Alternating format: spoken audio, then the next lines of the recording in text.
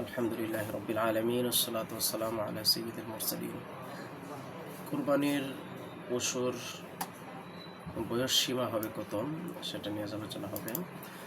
এক্ষেত্রে উট কমপক্ষে 5 বছরের হতে হবে, গরু ও মহিষ কমপক্ষে 2 বছরের হতে হবে, আর ছাগল, ভেড়া ও দুম্বা কমপক্ষে 1 বছরের হতে হবে।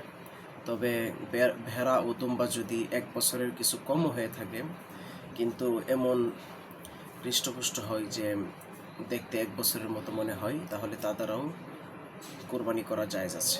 অবশ্যই এক্ষেত্রে কমপক্ষে 6 মাস বয়সের হতে হবে। উল্লেখ্য, ছাগলের বয়স 1 বছরের কম হলে যে কোনো অবস্থাতেই তা দ্বারা কোরবানি জায়েজ হবে না।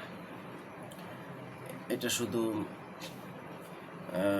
ভেড়া ও দুম্বার ক্ষেত্রে, অর্থাৎ ভেড়া ও দুম্বা যদি 1 বছরের কিছু কমও হয়, কিন্তু হৃষ্টপুষ্ট হওয়ার কারণে 1 বছরের মতো মনে হয়, তাহলে সেই ক্ষেত্রে এটা দ্বারা কোরবানি করা জায়েজ আছে। তবে শর্ত হলো কমপক্ষে 6 মাস বয়সের হতে হবে।